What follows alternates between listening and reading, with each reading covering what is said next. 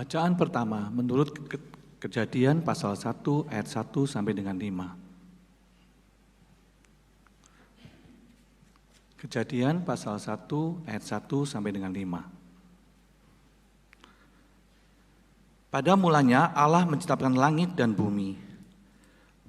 Bumi belum berbentuk dan kosong. Gelap gulita meliputi samudera semesta, dan roh Allah melayang-layang di atas permukaan air.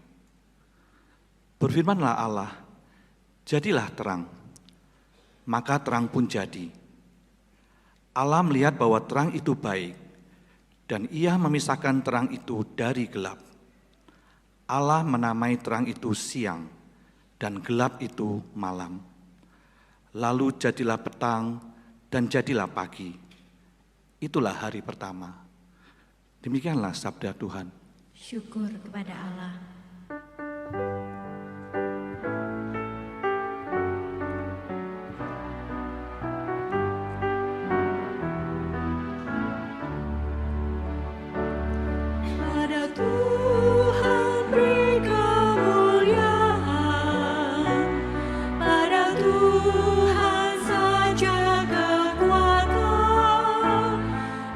Sujud kepada Tuhan, beri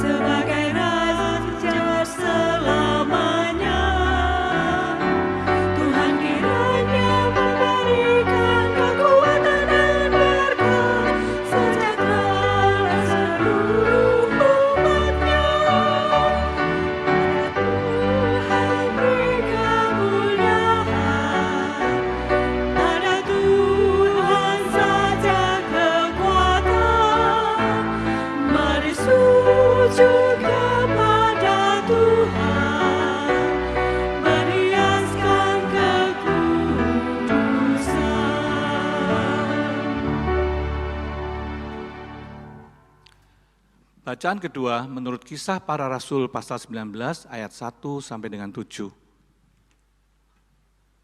Kisah Para Rasul pasal 19 ayat 1 sampai dengan 7. Ketika Apolos masih di Korintus, Paulus sudah menjelajahi daerah-daerah pedalaman dan tiba di Efesus. Di situ didapatinya beberapa orang murid. Katanya kepada mereka, "Sudahkah kamu menerima Roh Kudus ketika kamu percaya?" Tetapi mereka menjawab dia, "Belum, bahkan kami belum pernah mendengar bahwa ada Roh Kudus." Kata Paulus kepada mereka, "Kalau begitu, dengan baptisan mana kamu telah dibaptis?" Jawab mereka, "Dengan baptisan Yohanes." Kata Paulus, "Yohanes membaptis dengan baptisan tobat dan berkata kepada orang banyak bahwa mereka harus percaya kepada Dia yang datang kemudian daripadanya, yaitu Yesus." Ketika mereka mendengar hal itu, mereka dibaptis dalam nama Tuhan Yesus. Ketika Paulus menumpangkan tangan di atas mereka, turunlah Roh Kudus ke atas mereka, dan mulailah mereka berkata-kata dalam bahasa lidah dan bernubuat. Mereka semua berjumlah kira-kira 12 orang. Demikianlah sabda Tuhan. Syukur kepada Allah. Injil Tuhan Yesus Kristus menurut Markus pasalnya yang pertama ayat yang ke-4 sampai dengan ke-11. Markus pasal yang pertama ayatnya yang ke-4 sampai dengan yang ke-11. Demikianlah Yohanes Pembaptis tampil di padang gurun dan memberitakan baptisan tobat untuk pengampunan dosa. Maka berdatanganlah kepadanya orang-orang dari seluruh daerah Yudea dan semua penduduk Yerusalem, dan sambil mengaku dosanya, mereka dibaptis olehnya di sungai Yordan. Yohanes memakai jubah bulu unta dan ikat pinggang kulit, dan makanannya belalang dan madu hutan. Ia memberitakan demikian, "Sesudah aku akan ada Ia yang lebih berkuasa daripada aku. Membungkuk dan membuka tali kasutnya pun aku tidak layak. Aku membaptis kamu dengan air, tetapi Ia akan membaptis kamu dengan Roh Kudus." Pada waktu itu datanglah Yesus dari Nazaret di tanah Galilea, dan Ia dibaptis di sungai Yordan oleh Yohanes.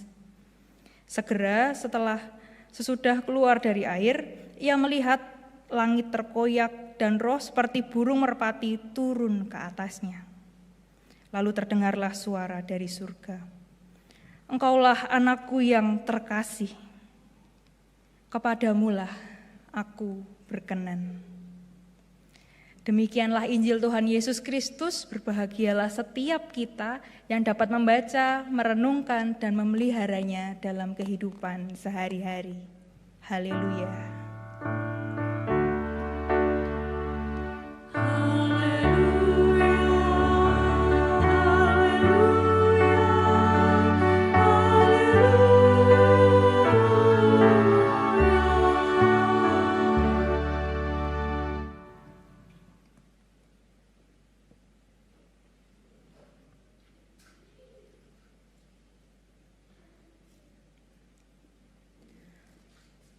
Seperti apa yang sudah saya sampaikan dalam kata pembuka kita hari ini, kehadiran adalah suatu hal yang penting dalam mencapai sebuah tujuan. Contohnya ketika kita ingin membangun rumah, kita pasti punya rancangan-rancangan, kita pasti punya rencana, kira-kira nanti rumahnya akan seperti apa ya, modelnya seperti apa, lalu bahan-bahannya akan menggunakan apa saja.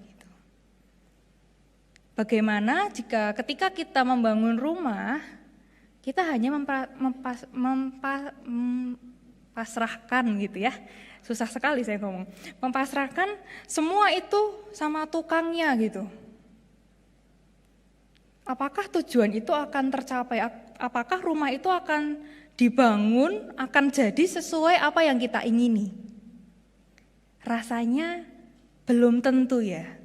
Kalau kita tidak hadir langsung, kita tidak melihat prosesnya seperti apa, bahan-bahan apa yang kira-kira baik untuk digunakan, rasanya kita tidak akan melihat tujuan itu dengan baik gitu ya. Rumah ini mungkin jadi, tapi mungkin tidak sesuai dengan ekspektasi atau harapan kita. Itu contoh kehadiran dalam kehidupan sehari-hari. Bagaimana contoh kehidupan bergereja? Setiap kita di dalam gereja itu dipanggil untuk bisa menjadi berkat bagi sesama. Bisa menjadi orang-orang yang berdampak bagi orang-orang yang ada di sekitar kita. Baik itu orang lain di sekitar gereja ataupun sesama kita yang ada di dalam gereja. Keterlibatan, keikutsertaan, kehadiran itu begitu penting dalam sebuah komunitas. Dan kita bisa melihat ketika gereja sudah punya rancangan-rancangan, sudah punya aksi-aksi sosial yang akan dikerjakan supaya gereja ini dapat memenuhi panggilan supaya bisa berdampak bagi orang di sekitar kita. Gereja ini butuh apa? Gereja ini butuh pelayan-pelayan, butuh jemaat-jemaat yang mau ikut serta, yang mau terlibat, yang mau ambil bagian dalam setiap pelayanan-pelayanan itu. Dan di sini kita bisa melihat ketika ada jemaat-jemaat yang mau ikut gitu ya, dengan senang hati, dengan bersuka cita ketika ditawarin mau pelayanan apa, mau pelayanan atau enggak. Dengan senang hati jawab, iya saya mau ambil bagian dalam pelayanan di gereja ini. Rasanya tujuan, rasanya harapan-harapan, rencana-rencana yang ada di gereja ini bisa dilaksanakan dengan baik. Beberapa waktu yang lalu kita bersama-sama merayakan Natal, hari kelahiran Juru Selamat kita ya. Nah, di situ kita bisa melihat ada panitia-panitia yang sudah merencanakan banyak sekali rangkaian Natal yang kita ikuti bersama. Dari tanggal 24 sampai tanggal 1, bahkan sampai tahun baru gitu ya. Nah, di sini kita bisa melihat ketika panitia itu membuat sebuah rencana, di dalamnya kan ada banyak orang yang mau terlibat. Mari kita bayangkan ketika dalam sebuah kepanitiaan gitu ya, contoh yang paling dekat ya Natal kemarin gitu ya. Kalau dalam sebuah kepanitiaan tidak ada jemaat yang mau terlibat, tidak ada jemaat yang mau ikut serta masuk dalam tim dekorasi. Kita bisa membayangkan gerejanya akan sepi seperti ini. Dalam arti tidak ada pohon Natal, tidak ada ornamen-ornamen Natal. Lalu ketika itu terjadi, setiap kita pasti bertanya-tanya, apa yang membedakan ibadah Natal ini dengan ibadah-ibadah minggu biasanya? Kalau nggak ada tim dekor, kita tidak bisa menikmati nuansa Natal yang dibangun gitu ya. Untuk orang-orang yang memiliki corak spiritualitas yang membutuhkan sebuah simbol untuk bisa menghayati sesuatu, itu adalah sebuah hal yang penting. Kehadiran jemaat, keikutsertaan jemaat, keterlibatan jemaat yang mau turut serta ambil bagian dalam pelayanan, bahkan yang paling kecil pun gitu ya, itu dapat memberikan dampak untuk setiap kita, untuk orang lain, bahkan untuk diri kita sendiri.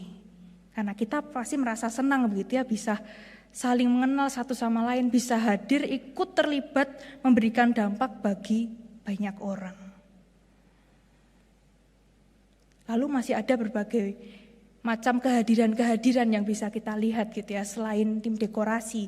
Ada juga bagian-bagian yang tidak terlihat. Di bagian belakang layar ada tim konsumsi ya, Bapak Ibu kemarin ketika pulang mendapatkan konsumsi. Lalu ada juga tim dokumentasi, ada juga teman-teman dari multimedia yang bergerak di belakang layar. Mereka mau, jemaat-jemaat itu mau ikut serta terlibat sehingga kita bisa melihat rangkaian Natal kemarin itu bisa berjalan dengan baik. Ada pula kehadiran yang penting dalam rangkaian itu, yaitu keterlibatan kita, kehadiran kita sebagai jemaat. Coba kalau misalnya ada sebuah ibadah, tapi tidak ada jemaatnya. Gerejanya kosong, gak tahu ada yang mendengarkan atau tidak gitu. Rasanya ibadah itu tidak akan berjalan dengan baik. Jadi kehadiran setiap kita, keterlibatan setiap kita itu begitu penting dalam setiap kita yang punya rancangan-rancangan, rencana-rencana itu bisa mewujudkannya dengan baik. Nah, Injil kita hari ini, Injil Markus itu memperlihatkan, jadi penulis di sini itu menjelaskan gambaran pertama kali Yesus muncul itu pada saat baptisan. Jadi kalau kita amati di bagian Injil Markus ini, Yesus keluar pertama kali pada saat baptisan. Dalam peristiwa baptisan Yesus ini, ada hal penting yang bisa kita lihat kembali, bisa kita rasakan kembali mengenai pentingnya makna kehadiran itu.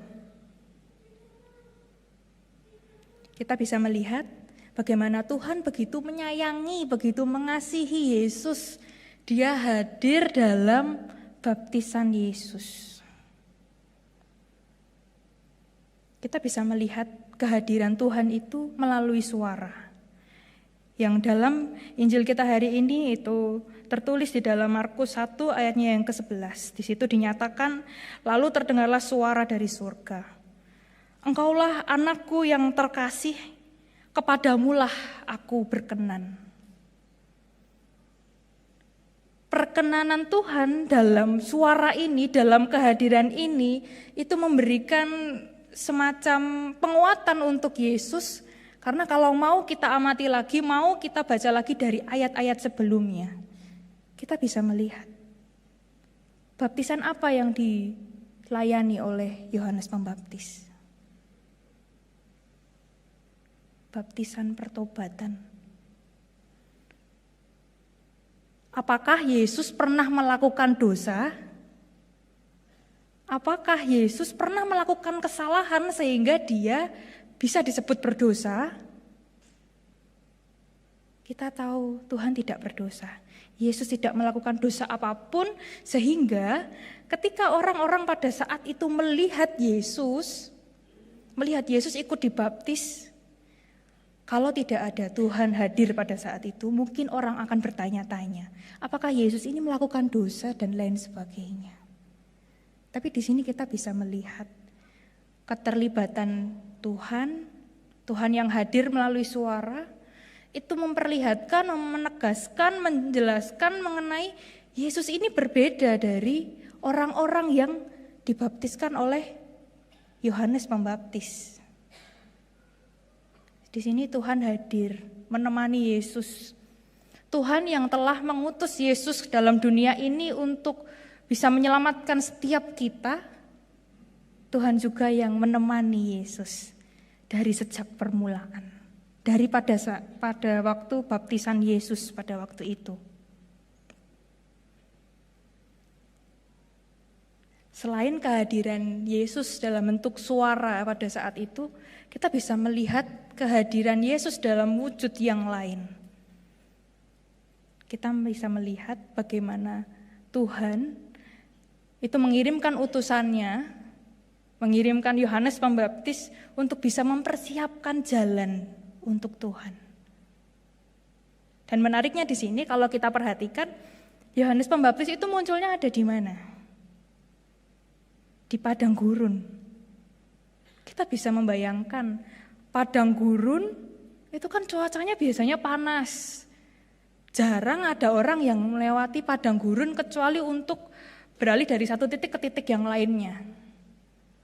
Tapi di sini kita bisa melihat Yohanes Pembaptis yang pada saat itu muncul di padang gurun memberitakan tentang kabar itu, kabar pertobatan, agar setiap orang mau bertobat dan menyerahkan diri kepada Tuhan melalui baptisan. Ternyata banyak orang yang berbondong-bondong loh. Dari Yudea, ada penduduk Yerusalem juga. Padang gurun tempatnya sepi, beda kalau di perkotaan gitu ya. Wajar kalau ada banyak orang yang datang karena memang situasinya perkotaan.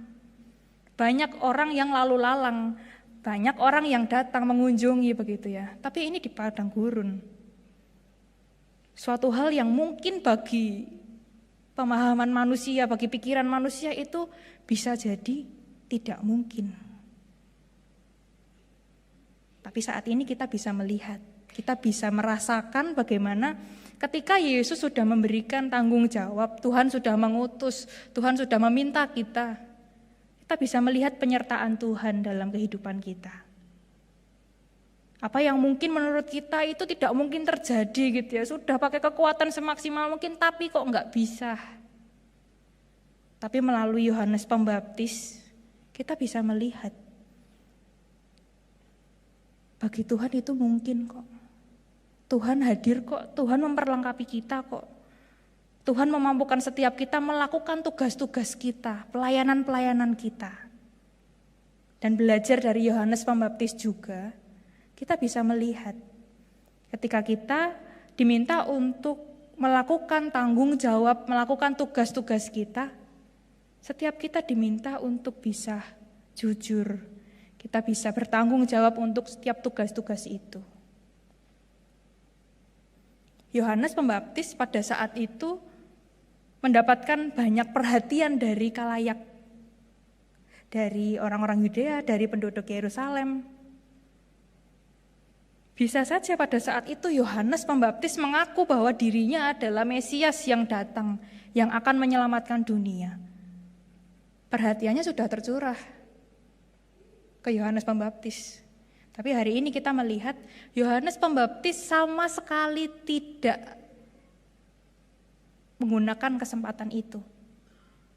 Yohanes Pembaptis tidak semata-mata aji mumpung didengerin banyak orang ya, saya bisa mengatakan apa yang menurut saya bisa membuat saya lebih lagi dari sebelumnya begitu. Tapi Yohanes Pembaptis di sini kita bisa melihat dengan kehidupannya yang sederhana, dengan pelayanannya yang begitu baik, dia tetap melakukan tugasnya sehingga apa yang sudah tertulis, apa yang sudah menjadi hal yang sudah tertulis dalam kitab Taurat itu, dalam kitab Yesaya dapat tergenapi. Rencana Tuhan tergenapi karena Tuhan yang memampukan. Bapak, Ibu, dan saudara-saudari yang terkasih, setidaknya terhitung 3 kali ya, saya harus meninggalkan rumah dalam beberapa waktu yang cukup lama. Saya harus berpisah dengan orang tua dan keluarga saya. Saya ingat betul pada saat pertama kali saya harus meninggalkan rumah, itu pada saat saya mau masuk kuliah. Jadi di Duta Wacana itu ada peraturan yang memang mengharuskan mahasiswa-mahasiswi di tingkat pertama, jadi semester 1 dan semester 2 itu harus hidup berasrama. Nah, itu menjadi pergumulan berat untuk saya. Karena saya yang biasanya di rumah sama orang tua, butuh apa-apa ada, kalau kesulitan tinggal minta tolong. Nah, pada saat itu saya diminta untuk hidup mandiri, belajar untuk bisa mengelola semuanya sendiri. Kira-kira apa yang terjadi? Sekitar 1 minggu, itu setiap malam gitu ya, saya merasakan kesepian, saya merasa bingung terhadap apa yang harus saya kerjakan setelah ini. Biasanya sama orang tua, bisa ngobrol, bisa pergi kemana, kalau capek mau kemana. Tapi 1 minggu itu kebetulan, jadi di dalam satu kamar di asrama itu biasanya terdiri dari 2 orang atau 3 orang. Nah saat itu saya kedapatan 2 orang gitu ya, dan kakak kamar saya itu belum datang.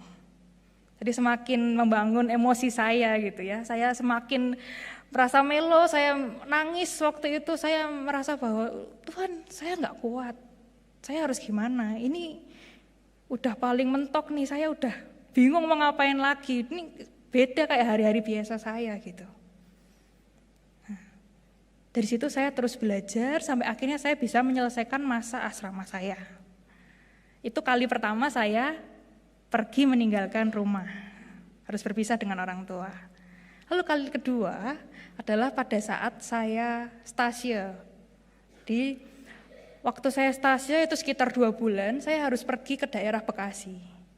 Saya Stasia di daerah Bekasi, di GKI Jati Asih begitu.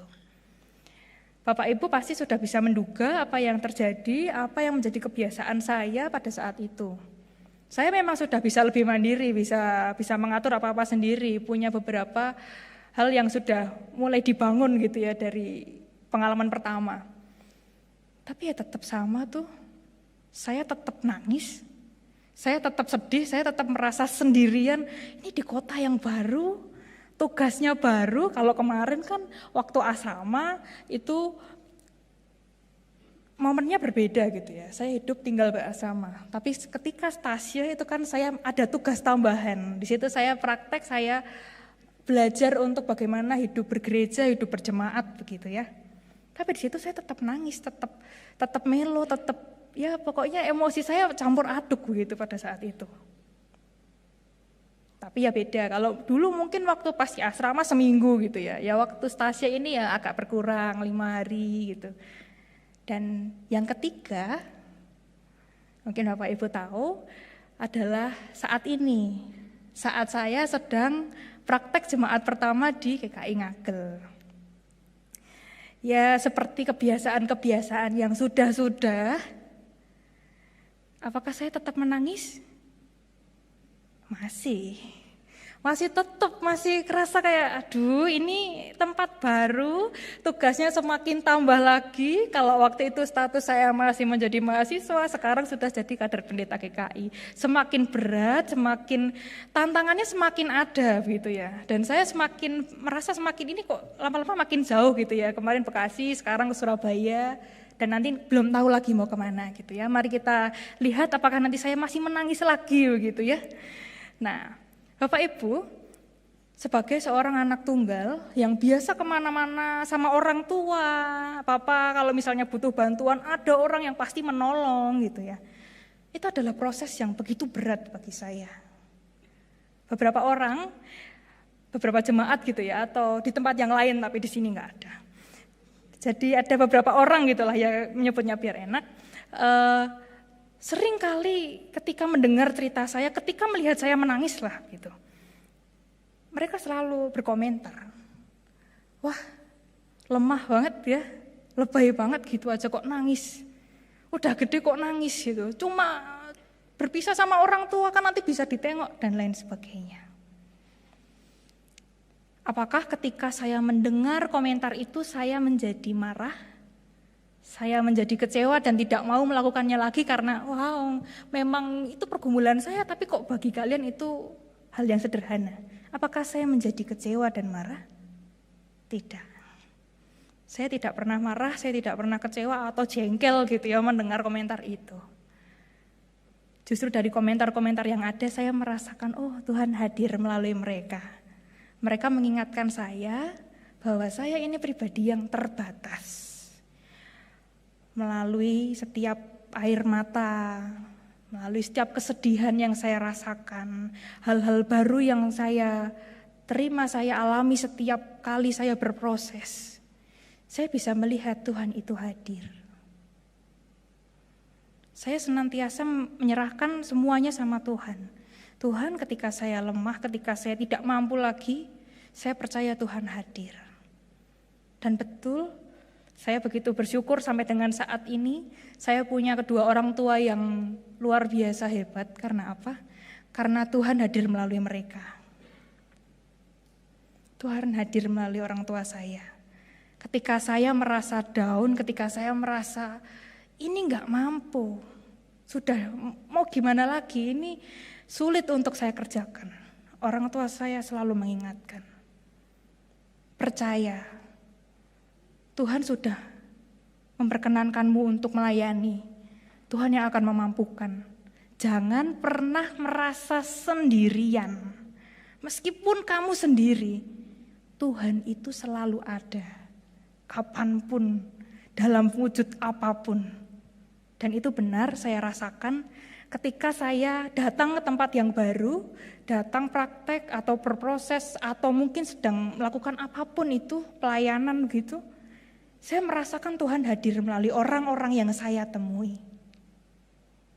Saya bertemu dengan teman-teman yang baik, saya bertemu dengan keluarga-keluarga baru yang menyambut saya dengan hangat.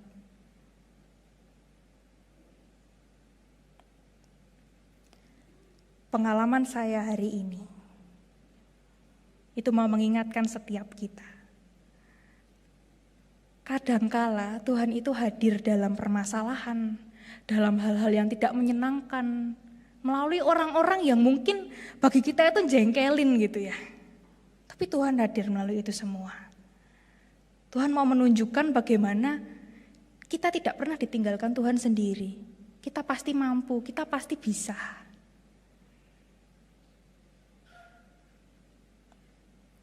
Dalam minggu hari ini kita mau bersama-sama melihat dan belajar penyertaan Tuhan dalam kehidupan kita itu sungguh-sungguh luar biasa. Hari ini kita masih bisa beribadah di tempat ini adalah salah satu bentuk penyertaan Tuhan dalam kehidupan kita. Setiap kita yang mungkin sedang bergumul, sedang memiliki permasalahan, mungkin bingung, kemarin permasalahan satu dan lainnya kok belum segera selesai. Jangan lupakan, mari kita ikut sertakan Tuhan dalam kehidupan kita. Tuhan yang sudah menciptakan bumi ini, menciptakan kita dengan amat baik. Dia jugalah yang terus ada dalam kehidupan kita. Dia terus menemani setiap kita. Mungkin setiap kita tidak bisa terlalu melihat jelas gitu ya, kehadiran Tuhan yang seperti apa. Terutama dalam momen-momen yang kurang menyenangkan gitu ya, momen duka cita, momen kehilangan sesuatu, momen-momen yang membuat kita jengkel, kita terkadang sulit untuk melihat kehadiran Tuhan. Tapi hari ini kita diajak kembali untuk bisa melihat. Yohanes Pembaptis yang pada saat itu menjadi utusannya harus mengabarkan kabar sukacita, di padang gurun saja banyak orang yang berdatangan. Tuhan menyertai, Tuhan yang memampukan ketika Tuhan sudah meminta kita, Tuhan sudah memanggil setiap kita. Tuhan yang sudah mengutus Yesus ke dalam dunia ini juga adalah Tuhan yang akan senantiasa menyertai kita. Marilah kita setia untuk menyerahkan kehidupan kita kepadanya, karena Dia yang mau hadir dan Dia yang senantiasa ada dalam kehidupan kita. Amin. Saat teduh untuk kita semua.